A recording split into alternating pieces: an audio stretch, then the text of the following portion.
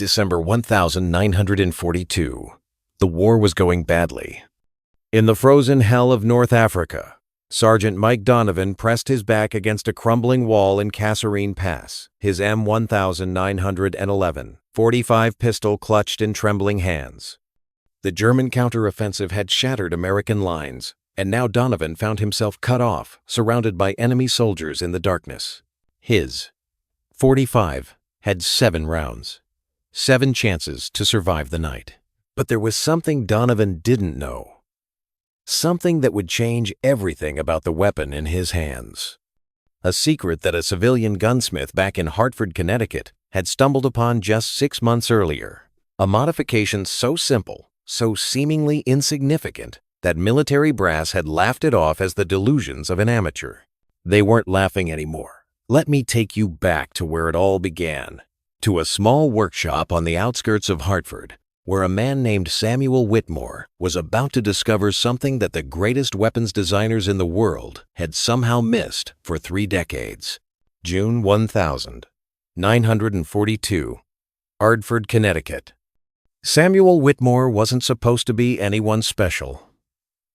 At 53 years old, he was a civilian gunsmith who repaired hunting rifles and tuned competition pistols for wealthy sportsmen.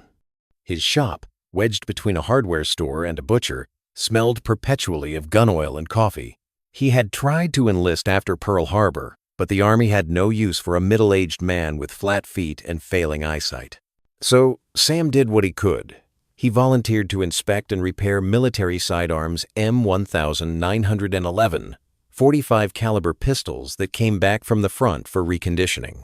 The work was mundane, repetitive, until the day he noticed something that made his blood run cold. The gun on his workbench had killed its owner, not the enemy. The gun itself.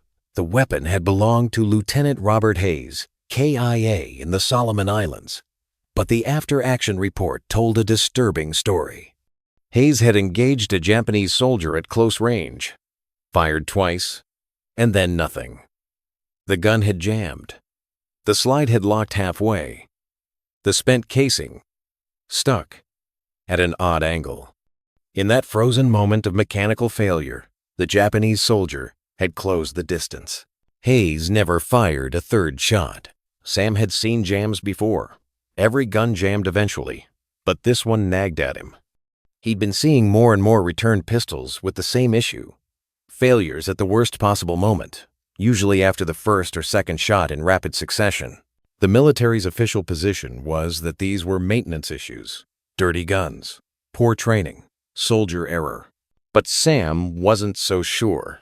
He began requesting more returned weapons, logging each one, documenting every failure. His wife Martha thought he was becoming obsessed. She was right. While other men his age spent evenings listening to the radio or playing cards, Sam dissected pistols under harsh workshop lights, measuring tolerances with calipers, timing cycles with a stopwatch he'd borrowed from the high school track coach. What he discovered should have been impossible.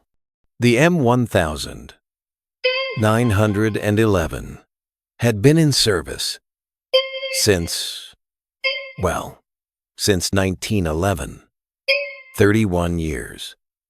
It had been through the trenches of World War I. Countless skirmishes. Millions of rounds fired. John Browning himself had designed it, and Browning was a genius. The gun had been tested, retested, and tested again. And yet, Sam found a flaw. A tiny, nearly invisible flaw in the timing of the extractor mechanism that only manifested under specific battlefield conditions. Extreme heat, rapid fire, and the particular batch of military ammunition being produced since 1941. The extractor, a small metal claw that grabbed the spent shell casing and ejected it from the chamber, was timing its movement about 15 thousandths of a second too early. Under normal circumstances, this didn't matter. But when the gun was hot, when it was being fired rapidly, when the slightly softer wartime brass casings expanded just a fraction more than peacetime ammunition, that tiny timing error became fatal. The casing would catch, the slide would jam, and men would die. Sam's hands shook as he ran the calculations again. How many American soldiers had died because of this? How many had squeezed the trigger in their final moment, expecting the bang that would save their lives, only to hear the sickening click of a jammed weapon? He had to tell someone. But who would listen to a civilian gunsmith? Sam's first letter to the War Department went unanswered. His second letter was returned with a polite note thanking him for his concern and assuring him that all M1911 pistols met rigorous military standards. His third letter never received a response at all. Martha found him in the workshop at 3 a.m, surrounded by disassembled pistols, his eyes red from lack of sleep. "Sam, you have to let this go," she said gently. "You're not eating. You're not sleeping. You've done what you can. Men are dying, Martha. Men are dying everywhere. That's what war is. But these men," Sam's voice cracked, "these men are dying because someone didn't check the math, because no one was paying attention, because I'm just a nobody gunsmith from Hartford, and they won't listen to me." She put a hand on his shoulder. "Then make them listen." The next morning, Sam did something crazy. He took the train to Springfield, Massachusetts, home to the Springfield Armory, the facility responsible for producing M1911 pistols for the military. He didn't have an appointment. He didn't have credentials. He just walked up to the guard shack with a briefcase full of documents and a fire in his eyes that even he didn't quite recognize. "I need to speak to someone about the M1911, he told the guard. "Do you have an appointment, sir?" "No. But I have information about a critical defect in the weapon that's getting soldiers killed." The guard's expression didn't change. He'd probably heard every crackpot theory imaginable since the war started. "Sir, if you have concerns about military equipment, you need to submit them through proper channels." "I've tried proper channels." Sam's voice rose. "I've sent letters, telegrams, detailed reports. Nobody's listening. And every day nobody listens, more boys die with jammed guns in their hands."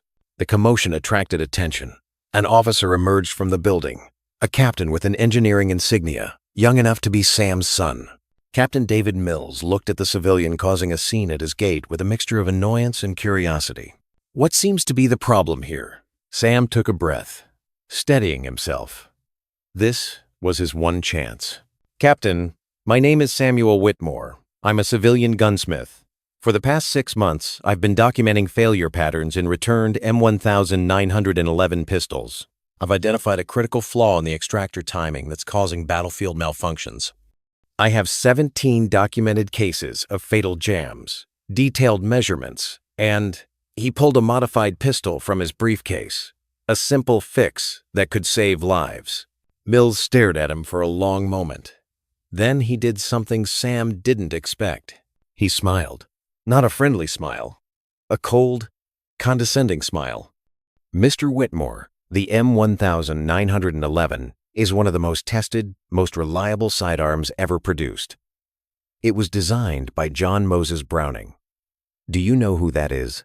"Of course It's been in service for 31 years. Millions of rounds fired. Thousands of combat engagements.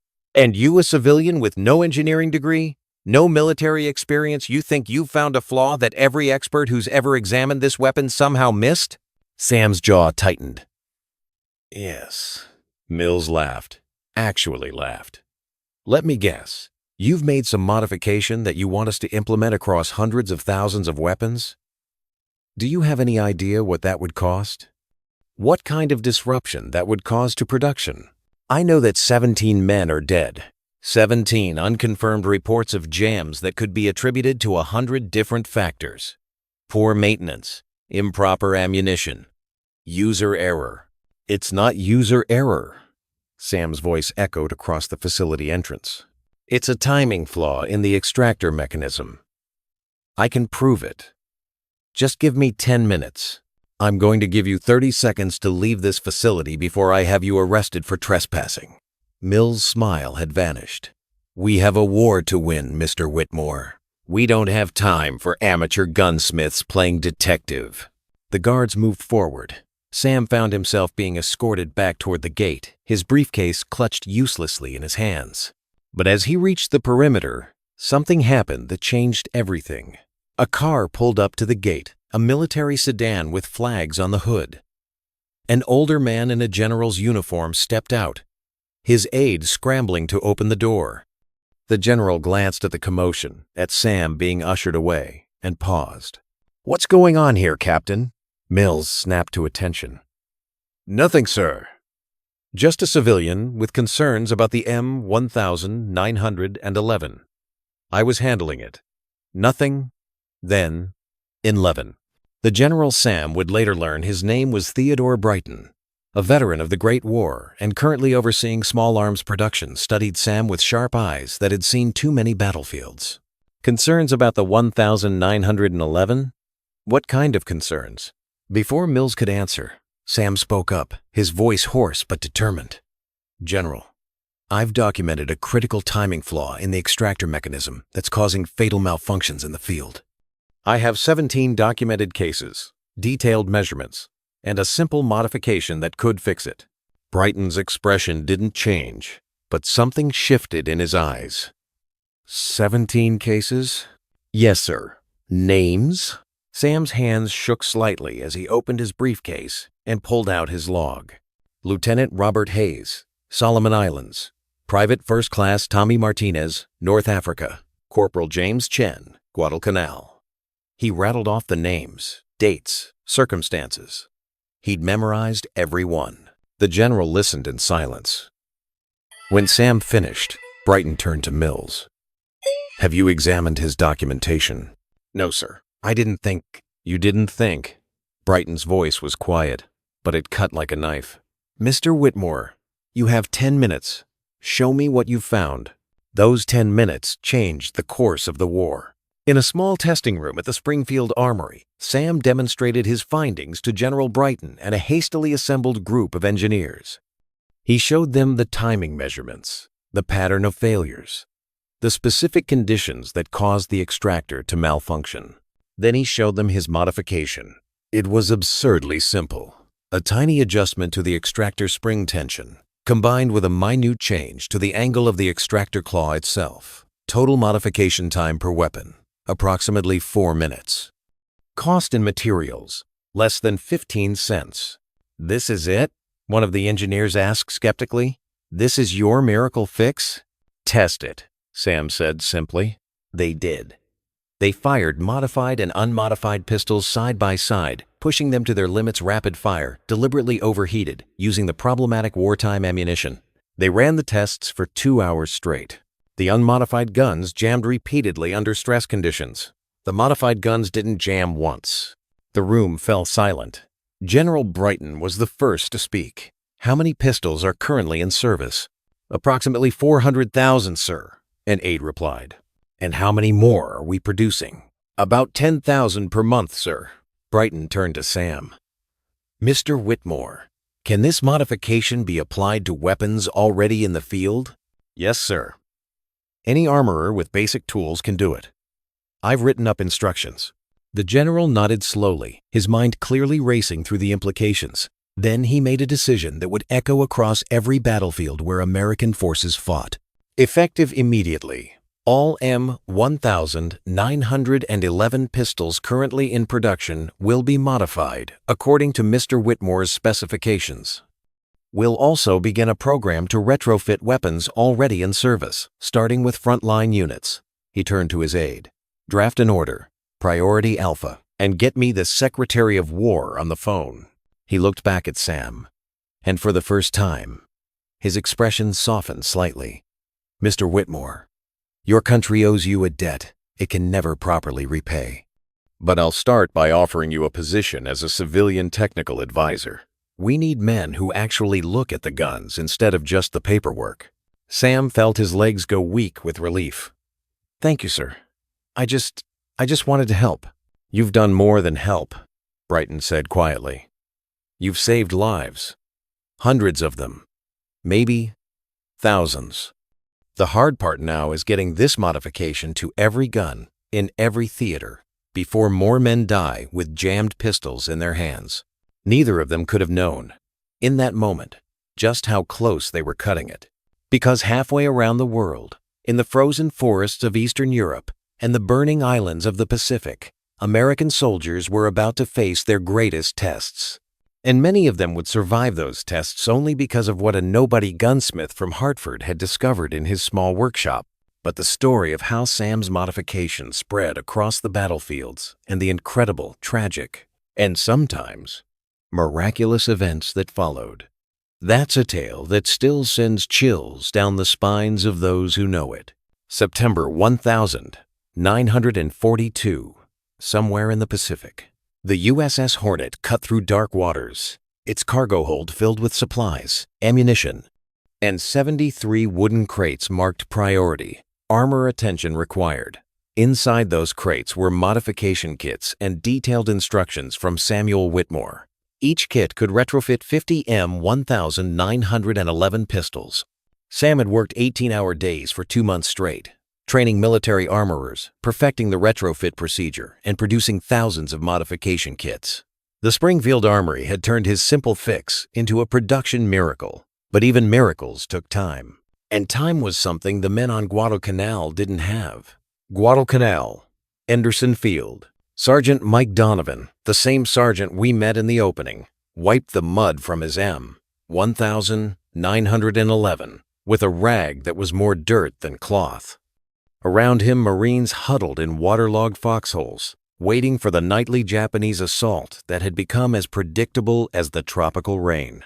His pistol was standard issue, unmodified. He had no idea that somewhere in the Pacific, a ship was carrying a simple fix that could mean the difference between his life and death. "Think they'll come tonight, Sarge?" Private Johnny Reeves asked, his voice barely audible over the drumming rain. "They always come," Donovan replied, and they did. At 0200 hours, the Japanese attacked, not with their usual probing assault, but with everything they had. Hundreds of soldiers emerged from the jungle, their battle cries cutting through the darkness. The Marine line erupted in gunfire, muzzle flashes illuminating the nightmare scene in strobing bursts. Donovan's rifle clicked empty. He dropped it, drew his .45, and fired at a Japanese soldier charging his position. The first shot hit center mass. The soldier stumbled but kept coming. Donovan fired again, and again. On the fourth shot, he felt it, that sickening half movement of the slide, the weapon going dead in his hands. The extractor had caught. The gun was jammed. The Japanese soldier was 3 yards away. 2 yards. Time seemed to slow. Donovan's training took over. He tried to clear the jam, his fingers working frantically in the darkness, but the casing was wedged tight. The soldier raised his rifle, bayonet gleaming. Then Private Reeves appeared from nowhere, tackling the enemy soldier, and both men went down into the mud, struggling. Other Marines poured fire into the breach. The line held. Barely. When dawn broke, Donovan sat in the mud, looking at his jammed pistol. Around him, medics moved between the wounded. Reeves was among them. He'd survive, but he'd taken a bayonet to the shoulder, saving Donovan's life. "It jammed," Donovan said to no one in particular. "My weapon jammed." A young armorer named Corporal Eddie Walsh overheard him. Walsh had been on Guadalcanal for 2 months, and he'd been hearing the same story over and over. Jammed. 45 seconds. Dead soldiers. He'd been writing reports, begging for answers. But the jungle of military bureaucracy was thicker than the actual jungle. "How many?" Donovan asked. "How many what, Sarge? How many men have died because their pistols jammed?" Walsh didn't answer. He didn't have to. They both knew the number was too high. What they didn't know was that the USS Hornet was just 48 hours away. The Atlantic, convoy route. While the Pacific forces waited unknowingly for salvation, another crisis was unfolding in the Atlantic. A convoy carrying modification kits to European forces had been struck by U-boats. 3 transport ships went down. Among the lost cargo, 15,000 modification kits destined for forces in North Africa and England. When word reached Sam back in Hartford, he nearly collapsed. 15,000, he whispered, staring at the telegram. That's 750,000 pistols that won't be fixed. Hundreds of thousands of soldiers going into combat with weapons that could fail them. General Brighton's response was immediate. Can you produce more? Sam looked around his workshop, now expanded to fill an entire warehouse. Dozens of workers assembled kits under his supervision. They were already producing at maximum capacity. Not without more people, more machines, more time, Sam said over the phone. We're doing everything we can. But then we do more than everything, Brighton interrupted. I'm authorizing emergency funding. Hire anyone who can work a lathe. Commandeer any machine shop within 50 miles. Mr. Whitmore, I need you to understand something. Every day we delay, more men die. Some of them are dying right now, in combat, because their guns are jamming. We can count the bodies later. Sam didn't sleep for the next 72 hours. October 1942, AG, Guadalcanal. When the USS Hornet's cargo finally reached Henderson Field, Corporal Walsh thought he was hallucinating. 73 crates, instructions, modification kits, a miracle in wooden boxes. What is this? An officer asked, prying open a crate. Walsh read the instructions, his hands shaking. It's a fix.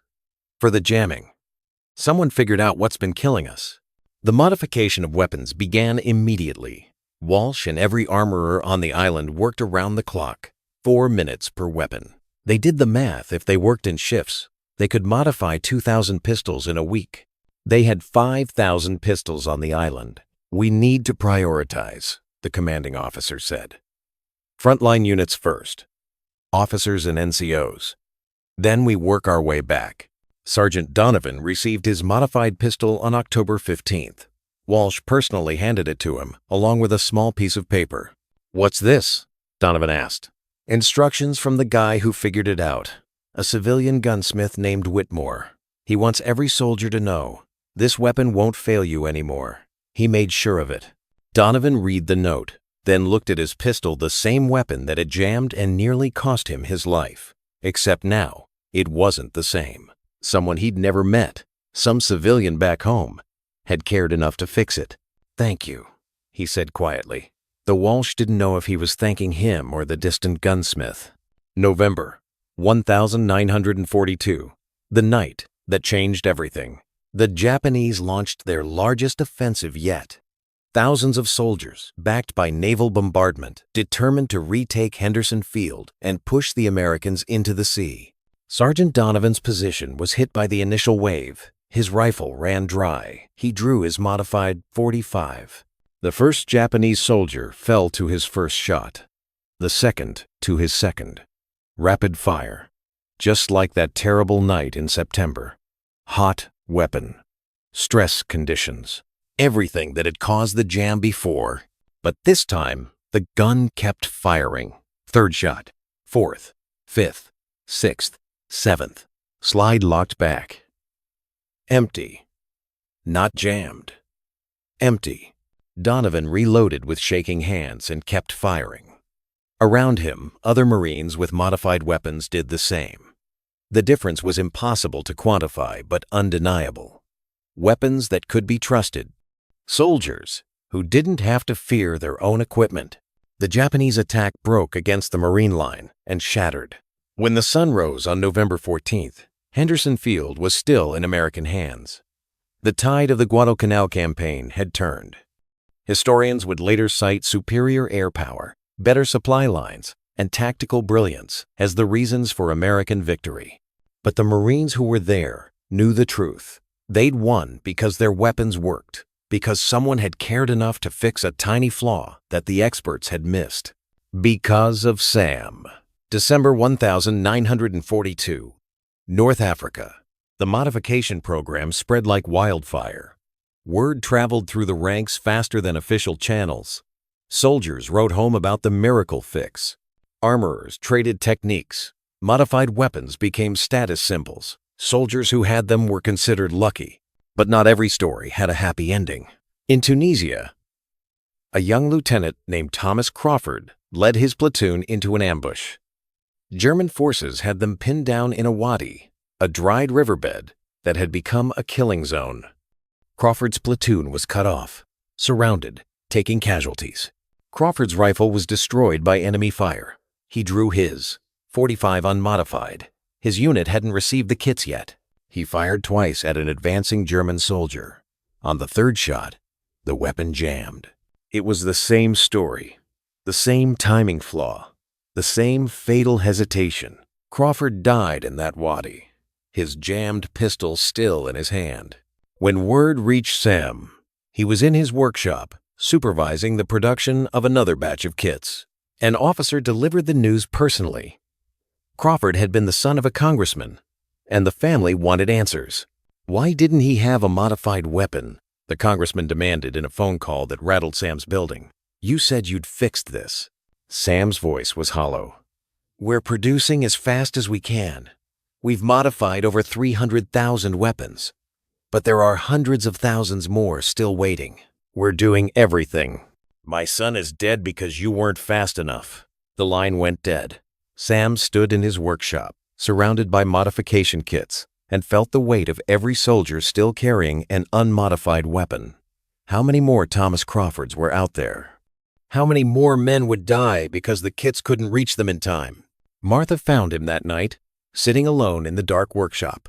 You can't save them all, she said gently. I have to try, Sam replied. Every weapon I modify is a life I might save. Every hour I waste is another soldier at risk. I can't stop. Not while there are still men out there with jammed guns. January 1943, FC, the turning point. By early 1943, the modification program had reached a critical mass. Over 500,000 weapons had been retrofitted. New production incorporated Sam's changes from the start. Training protocols were updated. The U.S. military's institutional knowledge had fundamentally shifted. But the true testament to Sam's work came not from official reports or commendations. It came from the soldiers themselves. Letters began arriving at Sam's workshop. Hundreds of them. Then thousands. Dear Mr. Whitmore, you saved my life in the Solomon Islands. Mr. Whitmore, I was in Tunisia when my modified .45 stopped 3 German soldiers. You don't know me, but I want you to know that I'm alive because of you. Sam read every single letter. He kept them in boxes in his workshop, a growing archive of lives saved by a simple fix that the experts had missed. One letter stood out. It was from Sergeant Mike Donovan. Mr. Whitmore, I don't know if you'll ever read this, but I had to write it. On September 12th, 1942, my pistol jammed in combat on Guadalcanal. A private named Johnny Reeves saved my life that night and took a bayonet for his trouble. He survived, but it was close. 2 months later, after my weapon was modified, we faced an even bigger attack. This time, my pistol didn't jam. It worked perfectly, exactly when I needed it most. I'm alive because of that. The men in my unit are alive because of that. I'm writing to tell you something. You're as much a part of this war as any of us on the front lines. Maybe more. Because you saw a problem everyone else missed, and you refused to give up until you fixed it. Thank you. From all of us, Sergeant Mike Donovan, USMC. Sam Whitmore, the nobody gunsmith from Hartford, sat in his workshop and cried. March 1943, Sicily. The Mediterranean sun beat down on the deck of the USS Boise as it approached the coast of Sicily. Operation Husky, the Allied invasion of Italy, was about to begin, and every soldier checking their equipment knew they were heading into hell. Among them was Captain Raymond Walsh, older brother of Corporal Eddie Walsh, the armorer from Guadalcanal. Raymond had heard the stories from his brother's letters. The jamming, the fix, the gunsmith who wouldn't give up. His .45 had been modified 3 months earlier. He'd test-fired it 100 times, put it through every stress condition he could imagine. The weapon was flawless. But he was about to face a test no one had imagined. The landing. The invasion began at dawn. Allied forces hit the beaches under withering fire. Raymond's company landed in the second wave, wading through water that ran red with blood from the first assault. They pushed inland, fighting house to house through a small coastal town. Raymond's rifle took a hit from shrapnel destroyed. He drew his .45 as German soldiers poured out of a building ahead. What happened next would become one of the most documented small arms engagements of the war. Raymond fired 19 rounds in less than 30 seconds, emptying 2 magazines plus the chambered round from his first load. Rapid fire, extreme heat, the pistol slide moving so fast it was a blur. Combat conditions that would have guaranteed a jam with an unmodified weapon. The gun never hesitated. When the smoke cleared, Raymond was still standing. 5 German soldiers weren't. His pistol had worked perfectly under conditions that should have been impossible. A combat photographer captured the moment Raymond, smoke still rising from his pistol, the look of shock on his face as he realized his weapon had just saved not only his life, but the lives of his entire squad. That photograph would appear in Stars and Stripes magazine 2 weeks later, with a headline, "The 45 That Wouldn't Quit." But what the photograph didn't show was what Raymond said as he looked at his pistol in disbelief. "Thank you, Mr. Whitmore. April 1943. The Pacific Theater."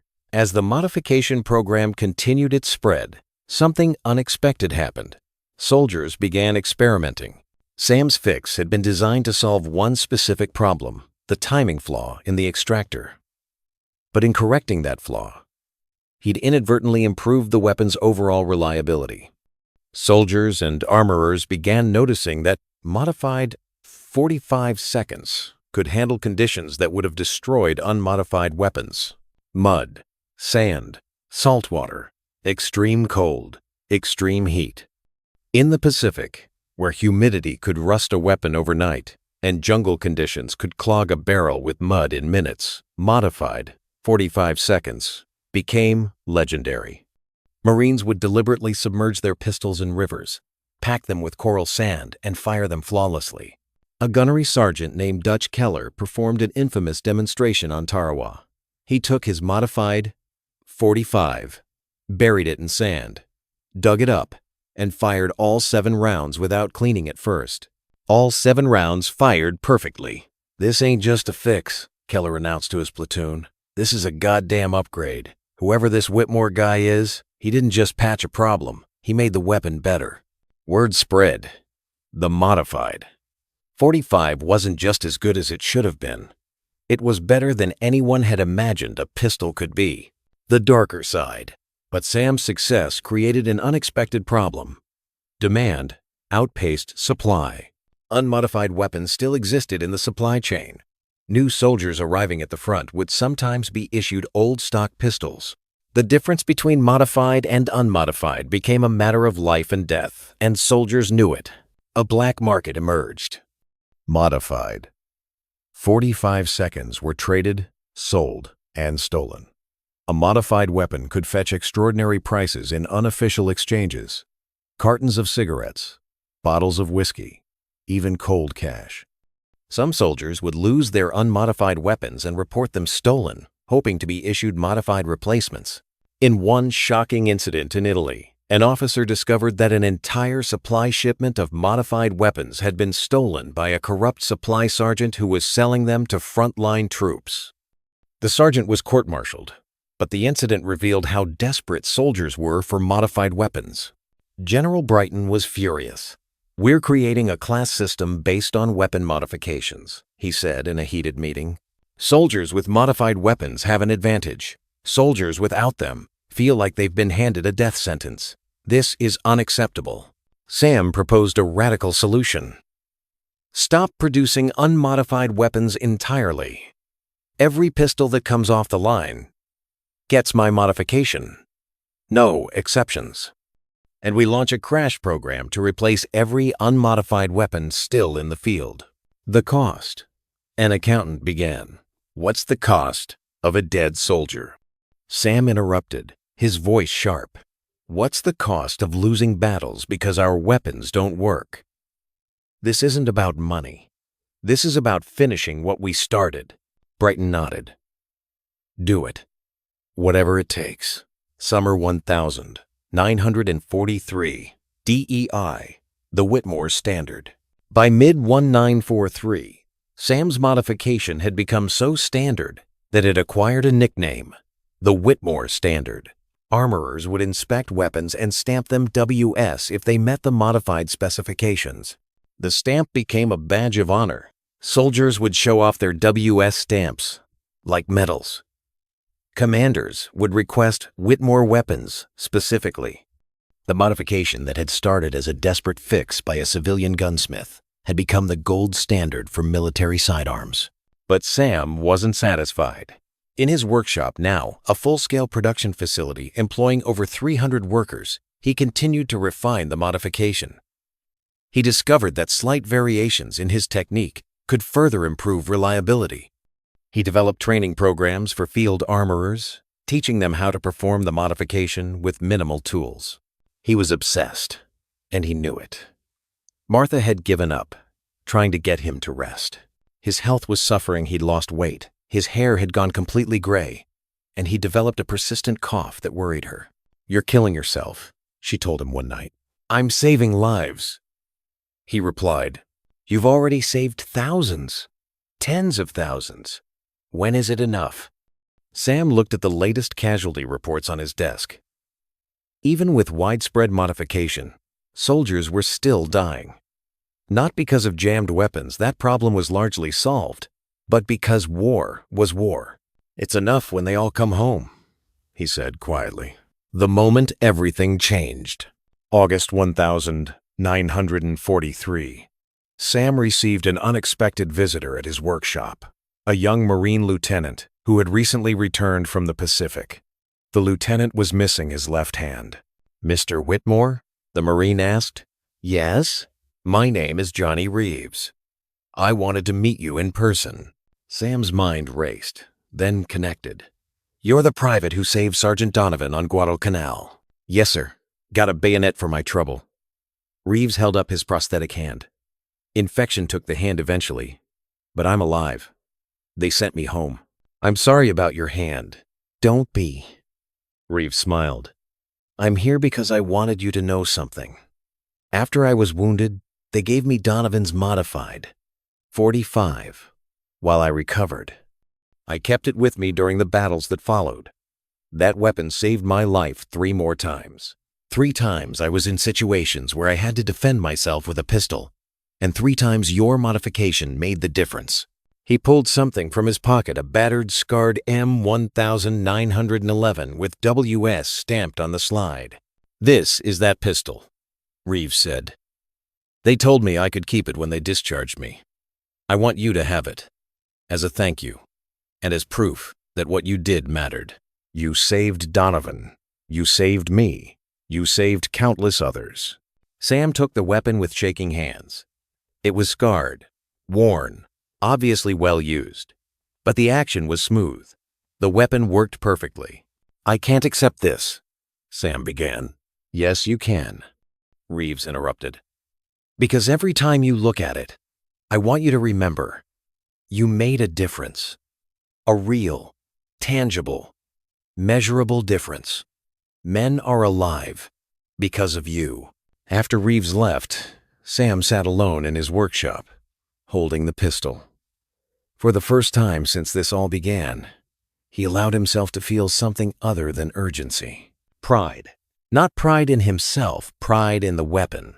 Pride in knowing that this simple fix, this tiny modification, had become part of something larger. A symbol of what one person could do when they refused to accept that good enough was actually good enough. D-Day. The 6th of June, 1944. The largest amphibious invasion in history was underway. Thousands of soldiers stormed the beaches of Normandy, each carrying equipment that had been tested, refined, and perfected through years of brutal combat experience. Among those soldiers was Lieutenant James Morrison, leading his platoon onto Omaha Beach. His modified M1911 was strapped to his hip, a weapon he'd test-fired so many times he knew its exact trigger pull weight, its precise recoil pattern, the sound it made when the slide locked back on the last round. Morrison would need that familiarity. His platoon's landing craft hit a sandbar 50 yards from shore. "Out! Out! Out!" the coxswain screamed. The ramp dropped. German machine gun fire raked the craft. Morrison jumped into water up to his chest and began wading toward the beach through a nightmare of bullets, shells, and dying men. His rifle was lost when he dove for cover behind a beach obstacle. A German soldier appeared, separated from his unit, desperate and dangerous. They both went for their sidearms at the same instant. Morrison's modified .45 spoke first, and second, and third. The German fell. Morrison kept moving, rallying his scattered platoon, fighting his way up the beach. His pistol fired 73 rounds that day, 10 full magazines, plus 3 more rounds. It never jammed. Not once. Even after being submerged in salt water, caked with sand, and fired in rapid succession for hours. The weapon that worked when nothing else did. By nightfall, Morrison was still alive. So were most of his men. They'd secured their sector of the beach. The invasion, the turning point of the entire European war, had succeeded. That night, Morrison cleaned his pistol and thought about the countless small victories that had made this day possible. Superior planning, brave soldiers, good intelligence, and reliable weapons. The final count. By the summer of 1944, Sam's modification had been applied to over 1.8 million M1911 pistols. Every weapon currently in production included the Whitmore standard. Field armorers had been trained to perform the modification. The fatal jamming problem had been virtually eliminated. The military tried to quantify the impact. Documented jam-related failures, down 94%. Soldier confidence in sidearms, up significantly. Requests for pistol replacement due to unreliability, nearly zero. But the real numbers were impossible to calculate. How many lives had been saved? How many battles had been won because soldiers could trust their weapons? How many men had come home to their families because a civilian gunsmith refused to give up? Thousands, certainly. Perhaps tens of thousands. General Brighton attempted to award Sam with a Medal for Merit, the highest civilian decoration available. Sam declined. "I don't want a medal," he said. "I want you to promise me something. Name it. Promise me that this never happens again. Promise me that the military will listen when someone, anyone, even a nobody gunsmith, says there's a problem. Promise me that you'll test your weapons not just in ideal conditions, but in the worst conditions imaginable. Promise me that no soldier will ever die because someone didn't bother to check the math." Brighton was quiet for a long moment. Then he extended his hand. "You have my word. And I'll make sure every weapons designer, every engineer, every officer in the procurement chain hears this story. The story of how one civilian who refused to be ignored saved thousands of lives." They shook hands. September 1945. Enkosum. When Japan surrendered, Sam Whitmore was in his workshop, training the next generation of armorers. The announcement came over the radio.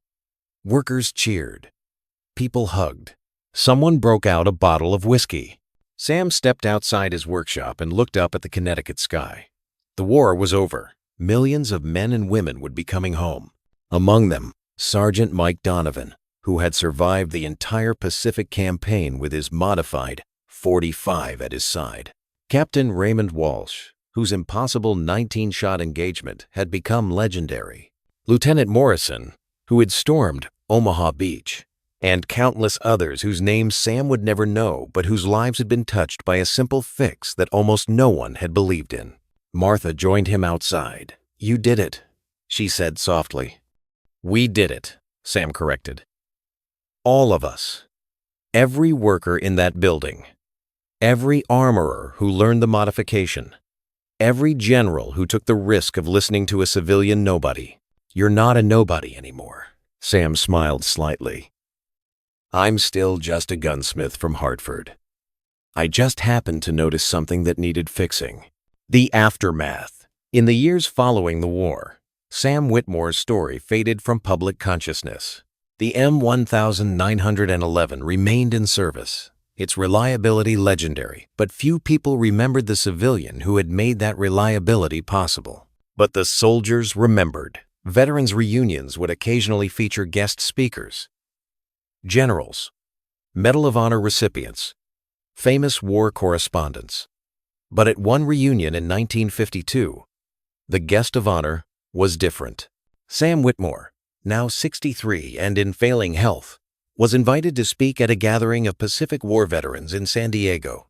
Over 500 men attended Marines, soldiers, sailors who had carried modified 45 seconds into combat. When Sam was introduced, the entire room rose in a standing ovation that lasted 5 minutes. Men who had faced Japanese banzai charges without flinching had tears in their eyes. Sergeant Mike Donovan, now a successful businessman with a family, presented Sam with a plaque. It read, "To Samuel Whitmore, the civilian who saved thousands of soldiers by refusing to accept that good enough was good enough. Your name may not be in history books, but it is written on the hearts of those who came home because their weapons worked. Thank you." Sam's speech was brief. His health was poor, and his voice was weak, but his words carried across the silent room. I was asked once why I did it, why I kept fighting when everyone said I was wrong. The answer is simple. I couldn't live with myself knowing that men were dying, and I had done nothing. But here's what I learned.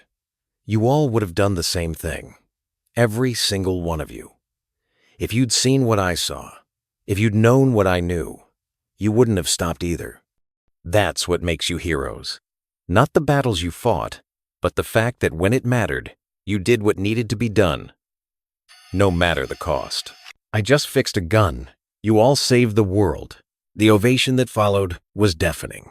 The true legacy. Sam Whitmore died in 1955, 3 years after that reunion.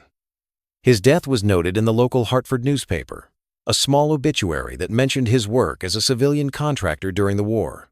But in the Marine Corps Armory museums, in the collections of veterans organizations, in the memories of thousands of soldiers, his legacy lived on. The M1911 pistol remained in U.S. military service until 1985, 40 years after the war ended. Throughout that time, every single weapon incorporated the Whitmore standard. The modification that a nobody gunsmith had discovered in a small workshop had become so fundamental that no one even thought of it as a modification anymore. It was just how the gun worked. In 1975, a military historian researching small arms development stumbled across Sam's story in declassified documents. Intrigued, he interviewed surviving veterans and tracked down Sam's original workshop notes. What he discovered shocked him. Sam's modification, which had been implemented as an emergency wartime fix, had actually improved the M1911's reliability beyond anything its original designer had achieved. The weapon had been good. Sam had made it great. The historian published his findings in a military journal. The article ended with a question that still resonates today. How many other Samuel Whitmores are out there? How many civilians with expertise and insights are being ignored because they don't fit into institutional expectations? How many lives could be saved if we just listened? The final shot. Today, the M1911 is considered one of the greatest pistol designs in history. It's still manufactured, still used by special forces units around the world, still praised for its reliability and stopping power. Collectors pay thousands of dollars for World War II-era 1911 seconds. The most sought-after models are those with WS stamps the Whitmore standard. But few people who own these weapons know the story behind those stamps. Few know about the civilian gunsmith who discovered a flaw no one else had seen. Few know about the desperate race to modify weapons before more soldiers died. Few know about the letters that filled boxes in a Hartford workshop, each one representing a life saved. Sam Whitmore never became famous. He never made a fortune from his modification. He refused to accept royalties, saying the work was his contribution to the war effort. He never wrote a book or gave interviews. He just fixed a problem that needed fixing. And in doing so, he demonstrated something profound. That one person, paying attention, refusing to accept the status quo, can change the course of history. The .45 became the deadliest sidearm in the war, not because of any dramatic innovation, not because of advanced technology or massive resources, but because a nobody gunsmith from Hartford cared enough to look closely at a weapon everyone else thought was perfect. He saw what others missed. He refused to give up when others said he was wrong. And he saved thousands of lives that would have been lost to a flaw measured in thousandths of a second, a flaw so small that the experts had dismissed it as impossible. That's the real story of how America's .45 became legendary, not through brilliant design or military might, but through the determination of one man who understood a simple truth. The difference between life and death is often measured in the smallest details, and sometimes it takes an outsider to see what everyone else has missed.